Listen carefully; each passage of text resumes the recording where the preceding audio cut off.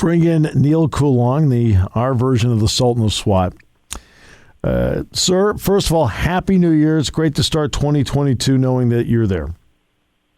Yeah, it's as always great to be here. Happy New Year to you guys as well. So let's get to Ben, who's played his last game at Heinz Field. I said earlier that one of the important factors that, number one, the Steelers never had a losing season with him there to start with. And then when you look at the run of the Patriots, the run of the Packers, and the run of the Steelers, which bucks how the NFL is supposed to work. You're supposed to, be lousy, get high draft picks, and then take advantage like the Eagles have of last place schedules. The Steelers, Packers, and Patriots have bucked the trend because of Brady, Rodgers, and Ben. Yeah, it's tough to disagree with that, mostly because when you have that piece to build around, it makes all the other decisions that much easier. You don't have to worry. Well, even not to say you don't have to worry, but your offensive scheme is kind of set. I mean, you have. When you have Aaron Rodgers, you know the things Aaron Rodgers can do. You're drawing up your offense based on his skill point. And with that, you're drafting guys to come in and complement that. That's making you a more consistent team. It makes your coaching staff not bulletproof exactly, but you're going to get a lot more continuity out of it. Keep in mind, look at Ben's career. I mean, he started off Ken Wisenhunt. From there, it was Arians, right? Didn't he? No, yeah. Arians didn't take over. There's somebody between those two, maybe. Yeah. I forget, but there's somebody in there, Arians, Todd Haley. I've just spent the last 5 months around Ken Wisenhunt. He's been here. Good. Yeah. Ken's a great guy. Oh, and smart football guy. He totally is. He's a great coach. Unfortunately, ran into some bad predicaments probably at the end. I think he could have had more in Tennessee, I think. But he had good, successful offensive coordinators around him, and they were in place for a while. Believe me, we don't need to get into the quality of offensive play calling or anything like that. But the bottom line is when you have that continuity of coaching, not just at the coordinator level, but the position level as well, there's so much more that you're able to implement. And that is a hurdle that you as a franchise don't have to overcome every year. Whereas look at what Sean McDermott, for example, in Buffalo is doing. Sean McDermott is, a godsend to that team that had to strip everything down to the studs and rebuild once every 3 years for 3 decades. When you don't have that continuity, when you don't have those pieces in place, you're constantly starting off almost like you're an expansion team. And it's not easy to win like that. So while I think there's a lot of consternation over the value of a team not having fallen below 500, to me it's more what the combination of Ben Roethlisberger with Bill Cowher as well as with Mike Tomlin. Mm-hmm. You had a great pairing of the two top figures of your team. And with that, you raise your basement. Maybe not so much raise your ceiling, but it's hard for those teams to really fall apart and to fall down to that 4-12 range without a slew of injuries, right. Which is, you look at John Harbaugh, for example. I think that the combination that they had going for them for a while could have been on the same level, maybe one injury more than they were able to take on some of those years, but they haven't fallen past that level either. And Belichick, I think, did it for the first time in 20 years last year, and he lost his quarterback. So it's right. When you have to start over, you're starting over at the back of the line in the NFL. That's the bottom end of the parity polls, So with that, with Ben being consistent, not 16 game healthy, but relatively healthy with the exception of 1 year throughout his career. And it was a miracle that they pulled out 8-8 from that season. But you put all those things together, you can see the value of that being worth maybe 3 up to 4 wins a year just because of that. And a lot of it is going to be because you end up playing those back-end teams that are starting over and having to rebuild and don't have that consistency in place. So you're able to kind of take advantage of an even schedule top to bottom. You win 8, you lose 8. That's kind of what they did a couple times. So mm-hmm. It's not the greatest thing, but it does speak to an organization that is going to be at work average because of what they've set up year in and year out. All right, so last night's game was interesting because Najee Harris had a really big night. He averaged like 6 yards a carry. I think Ben only averaged like 3.3 yards per attempt, something like that last night. Because Harris has been 3.7 yards per carry for the year, which is 0.2 behind the career average of Jerome Bettis. So, Pittsburgh fans love 3.9 yards a carry. It's kind of like the standard, right? That's what they love. But bad news for you, Ben was 2.7 last night, which I've looked. I've never seen that before. Not at 4 pass attempts. That's for sure. For years, I got all kinds of run out of this stat. There was a game Joe Flacco played. He was 30 for 50 for like 140 yards. Yeah. He was like 3.4. That is just, I don't know what that is, but it's just ridiculous. I was laughing for most of the game last night. It was so bad.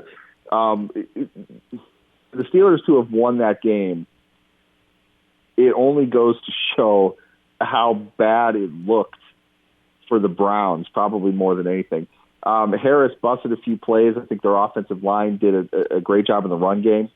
Maybe the only time this season we can say that. They played the game really well in that area. Their passing game was miserable. I mean, it was just flat out awful. And what a time for it as well, you know. But at the same time, the Steelers dominated that game. It was never a question. It never felt like Cleveland was ever going to get back into it. They were down 5. They were down 7. It just never felt like Cleveland had anything. I mean, I don't know what they were doing offensively, but what a train wreck of a game for them. Only that could have washed out a historically miserable performance from the Steelers passing attack in particular. They got after it in the ground game, and that was good, but it's not like that became an emphasis. They were up by a bunch late. That's when they really started running the ball. They threw a lot. They just ran a lot of plays. Yeah. That's how bad Cleveland was. Yeah, and Cleveland, to their credit, was bad last night. But now, with, what did you say, 8,000, 9,000 different scenarios, they can make the playoffs. Yeah, only a 17-game season with 7 seeds in each conference making the playoffs would the Steelers have a chance at this. But at the same time, you know, what's interesting, getting back to the 500 level, the 8-8 level, the Steelers never made the playoffs all the years that they were 8-8. One year they came very, very close. They hit on, I think, 4 of the tiebreaker scenarios that they needed. They needed one more. That was 2013 when the Chargers beat the Chiefs' backups in overtime. Right. If the Chiefs had won that game, the Steelers would have gone on to the playoffs.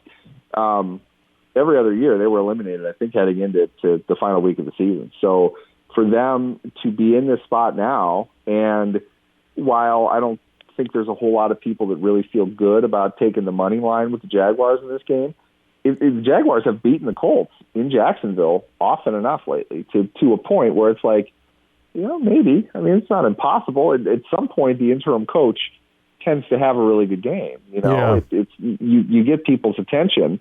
When the head coach was fired, you have no job security.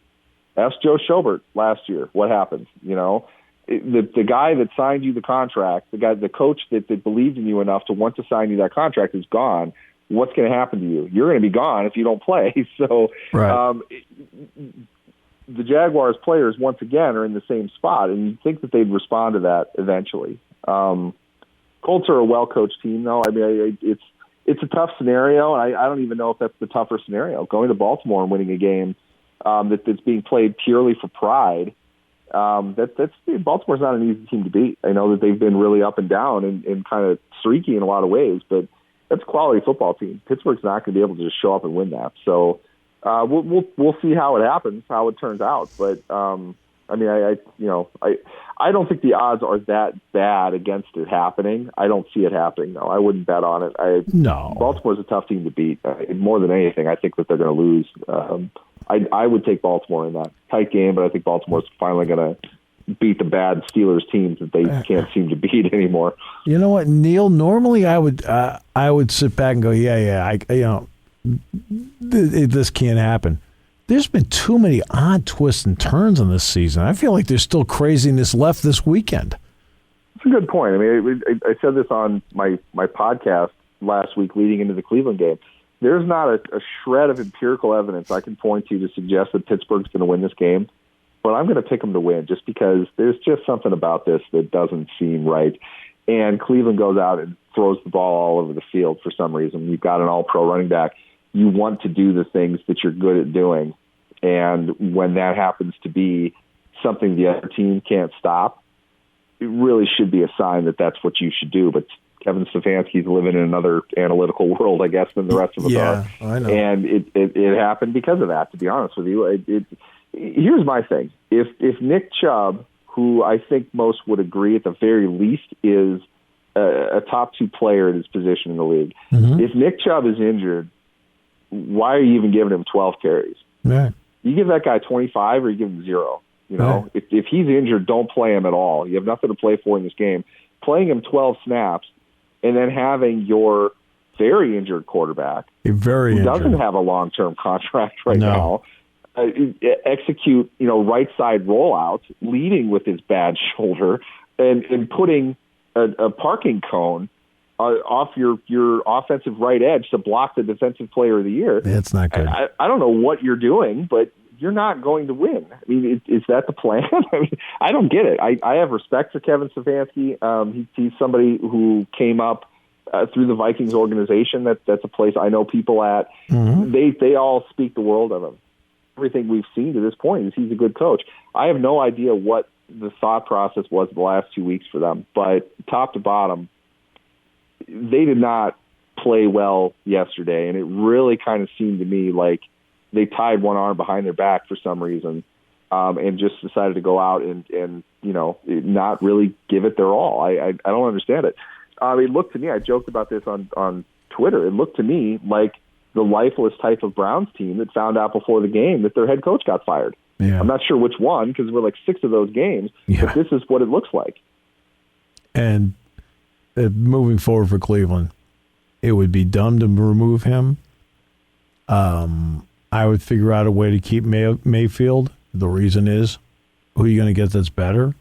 I mean, the one thing since the Browns came back in 1999, they have made so many changes that they have set themselves back repeatedly, in part because of some of the changes they made. Sometimes you've got to keep the course when the world is telling you to change, and you look around and go, really, I know my business better than you. Let me just do it. The Browns need to take that approach. Yep, I think the season obviously didn't work out the way that they wanted to. I would say this, though. They got off to a good start. They had some injuries, and things kind of rolled downhill from there. Whoever it was, I still haven't even bothered to look up the poor guy's name, but whoever it was that they had at right tackle last night is not ready to be playing. No. We said the same thing about Dan Moore after Myles Garrett handed him his hat in the first game. Last night was equally as bad, and for the same reasons. He's a young kid. He probably shouldn't be out there. They lost both their tackles at various points throughout the year. Their protection was really bad, and that was the main component of their offense. They've spent to that. They've drafted to that.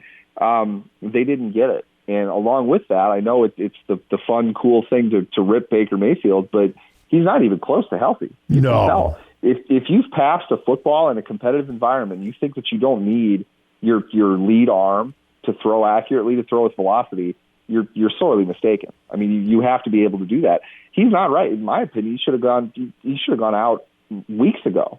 If they wanted to salvage their season, he should have gone on IR. He should have had surgery. I mean, he shouldn't have played. Case Keenum should have been the guy that they played. Yeah. I'm going to guess that's tied up in the contract issue that they're facing. How exactly do you value Mayfield at this point? And I think to some degree, Mayfield didn't want to be seen as, I'm ducking out on my team, I want to play through it. I don't know where the Browns would have stood with all of that. But what I know is he was not right. He didn't look good in either game he played against Pittsburgh, and he was terrible against Green Bay last week. I mean, he's played really poorly most of the second half of the season, and the Browns' fate has gone with that. So to me, it's something went wrong in their decision-making process, and I think Stefanski spoke to that a little bit today. He said it was a fair question to ask, should he have been playing? but they made a decision week to week based on the information that they had. Right. That to me suggests more pain tolerance than anything else. Right. And for me, somebody in decision-making power should have said, look, we'll make you whole. We're going to come to terms on an agreement. That's a promise. You can't play, though. Objectively speaking, you don't look very good. I appreciate the toughness. It's not an indication of that at all, but you can't play. You're not going to help the team. My opinion, they lost their season based on that more than anything else. I know this is out of the realm of Steelers and Ravens, but Joe Burrow, I made the point a year ago when he got hurt against Washington. I said, this guy is so good. He gave the Bengals a puncher's chance in every single game. Now, there is no quarterback that was drafted this past year, nor is there a quarterback going to be drafted this year coming up that is going to give their team a puncher's chance at winning. None of them. I don't care, Trevor Lawrence or any kid that's coming up. Kenny Pickett? No, not going to give you a puncher's chance. This kid does. When you say, and I thought the Chase pick was an awesome pick because it just told me they're trying to go for it offensively and get points. And I mean, when you see him play, what are you seeing right now from him? What I see in a lot of ways, and this is mostly really, really good for the Bengals and a little bit maybe bad to a degree. He reminds me so much of Aaron Rodgers. It's scary. Whatever the injury did to him in terms of his mobility, he's over that. He's got enough mobility to extend, to make plays happen.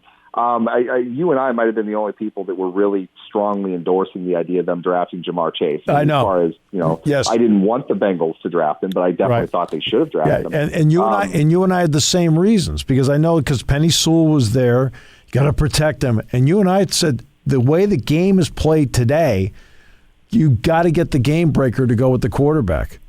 Right? You'll fix protection. Yep. It's a mandate, and you're paying an entire group a lot of money to provide protection. You want good players, no doubt, but one player does not fix protection. I'll tell you what does, though, Jamar Chase. Yep. And look at his season. I hate to say I told you so, but there was no doubt in my mind he was going to be the offensive rookie of the year. He's going to be an all-pro player for most of his career.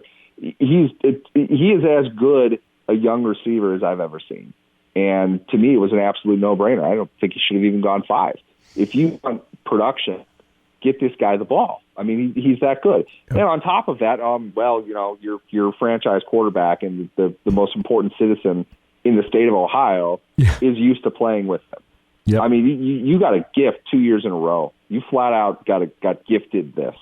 And I hate the fact that it happened because it's the Bengals. But I know. Burrow, to me, is here was the big thing, and I'm sure I'll be asked the same question again this coming offseason. Who's the best quarterback in the AFC North? I said Joe Burrow. Everyone else was like, well, Lamar's got the MVP line. I don't care. Right. It's Joe Burrow. You can't, from a football perspective, you absolutely cannot argue with that. This kid can do anything on the field, and we've seen it.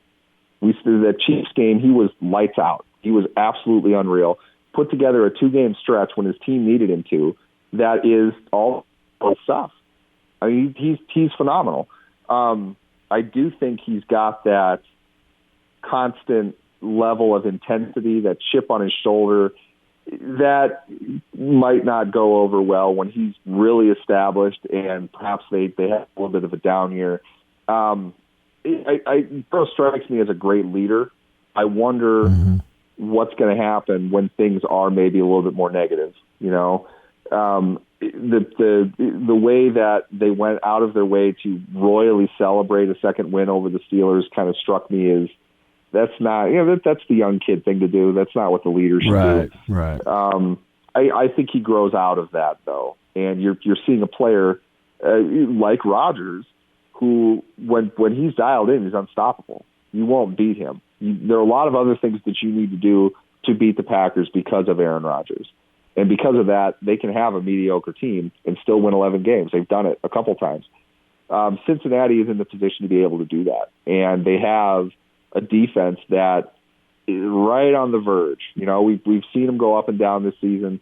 I had said all week the biggest claim that the Bengals can make right now is that they beat the tar out of the Steelers and the Ravens twice each. Yeah. Beyond that, they're a 500 team. Right. They didn't beat good teams. They lost to bad teams.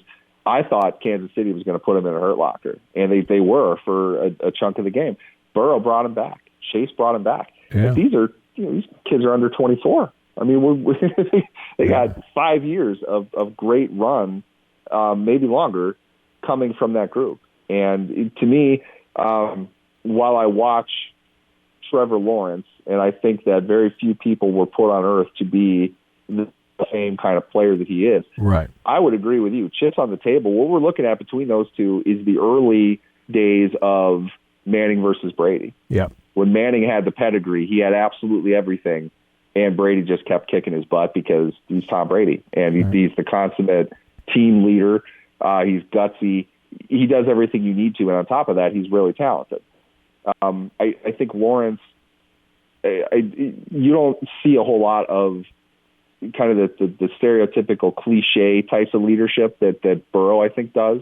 Not a real fiery guy, not overly emotional, but he is just hellaciously talented. And the things that he is able to do on a field, when they get a sense of normalcy and they put an adult in charge and they bring in actual football talent, he's gonna explode. No I don't doubt. think it's far for Lawrence. I agree. I agree on absolutely everything else. It's not even close. I don't think there's been a Burrow or a Lawrence, with the exception of Andrew Luck, in a very long time. Right, exactly. Between the two of them, they are as good a quarterback prospects you're ever going to see. Add Josh Allen in that mix, and you still have Patrick Mahomes. AFC is going to be tough to win for a long time. Between those four guys, when they get going, that's tough. And there are none in this draft.